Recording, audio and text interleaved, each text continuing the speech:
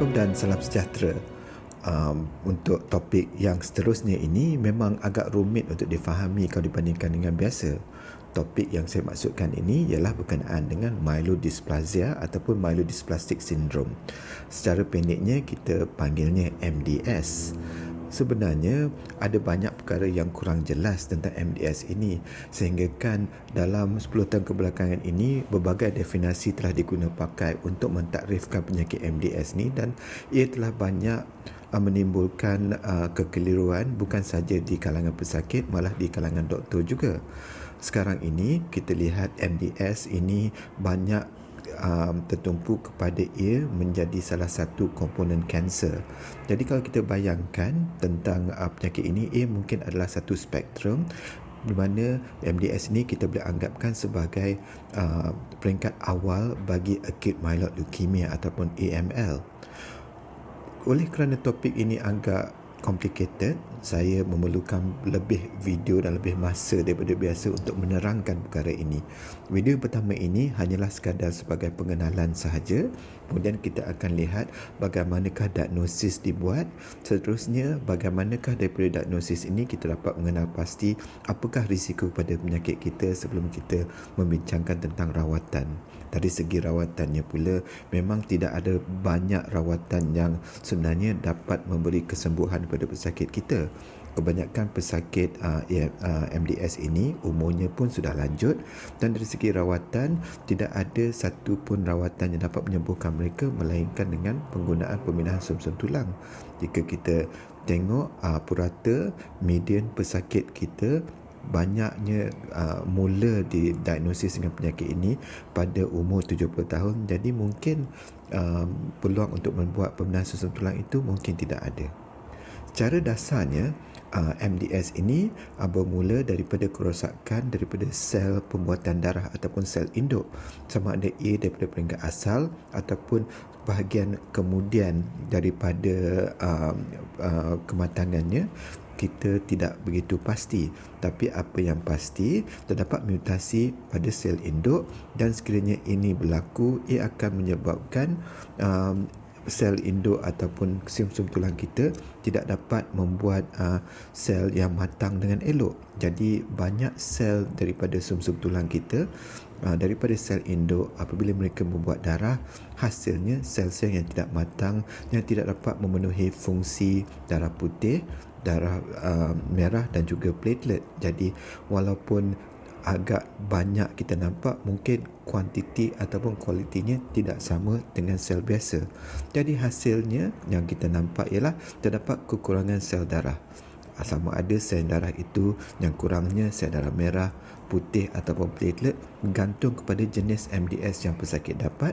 Dan kadang-kadang walaupun tidak dapat banyak kekurangan sel pada luarnya, tetapi ada dapat tanda-tanda di mana sedikit kelainan kepada jenis sel yang kita nampak daripada slide yang kita kaji pada pesakit kita, dan ia sudah cukup untuk kita membuat kajian, dan daripada kajian itu nanti kita dapat tahu yang pesakit kita mempunyai MDS.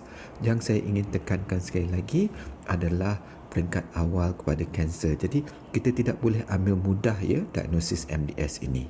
Setelah kita dapat tahu yang pesakit kita ini mungkin mendapat MDS, kita perlu memberi mereka diagnosis pada awal supaya tindakan awal dari segi pencegahan ataupun perawatan dapat diambil. Dan selalunya ia perlu dirujuk kepada pakar darah, kerana dari segi ujian yang dibuat, pesakit-pesakit secara puratanya memerlukan ujian darah dan juga pemeriksaan sum tulang. Kita perlu tegaskan lagi yang ianya adalah peringkat awal leukemia, tetapi berapa lama masanya untuk pesakit kita ada sebelum MDS ini menjadi leukemia yang penuh bergantung kepada berbagai faktor, dan faktor ini adalah sebahagian daripada perkara yang dikaji dalam membuat diagnosis MDS kita nanti. Seterusnya, kita lihat apakah penyebab MDS. Sebenarnya tidak ada satu sebab khusus mengapa pesakit kita mendapat MDS. Secara majoritinya lebih kurang 70 hingga 80% pesakit kita tidak tahu pun apakah puncanya. Tetapi daripada kajian yang kita nampak, kebanyakan pesakit yang telah terdedah kepada kemoterapi dan juga toksin mempunyai kemungkinan yang lebih tinggi daripada biasa untuk mendapat MDS dan seterusnya boleh bertukar menjadi AML. Tapi dalam semua ini, faktor yang paling penting sekali ialah faktor umur. Jadi kalau kita lihat seperti yang saya katakan tadi, purata median umur pesakit kita adalah 80 tahun. Jadi kalau kita tengok daripada graf ini pesakit berumur 50 sehingga 80 tahun. Kalau kita lihat dari segi insiden dalam 100,000 pesakit, sekiranya pesakit itu berumur kurang daripada 50, kemungkinan untuk MDS ini berlaku hanyalah 0.5 daripada 100,000 pesakit. Tetapi sekiranya umurnya telah lanjut seperti umur 80 tahun ke atas, kemungkinan untuk mendapat MDS ini adalah lebih kurang 90 daripada 100,000 pesakit.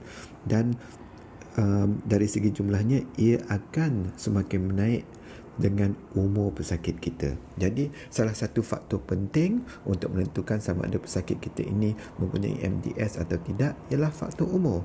Jadi disebabkan satu-satunya rawatan untuk memulihkan pesakit ini ialah pembinaan susun tulang, majoriti pada pesakit MDS kita tidak mendapat peluang untuk melakukan rawatan tersebut. Jadi dari segi rawatan nanti kita akan bincangkan cara-cara lain untuk mengawal pesakit kita daripada terus bertukar menjadi AML, dan sekiranya ia berlaku, apakah rawatan yang paling sesuai untuk mereka. Sekiranya anda ingin tahu lebih lanjut tentang AML dan juga MDS, sila bertanya kepada pakar anda, dan anda juga boleh menghubungi saya melalui Facebook ataupun melalui website saya untuk keterangan lanjut, ya. Sehingga video seterusnya dan kita akan bincangkan tentang diagnosis MDS, kita tunggu kepada video tersebut, ya. Sekian, terima kasih.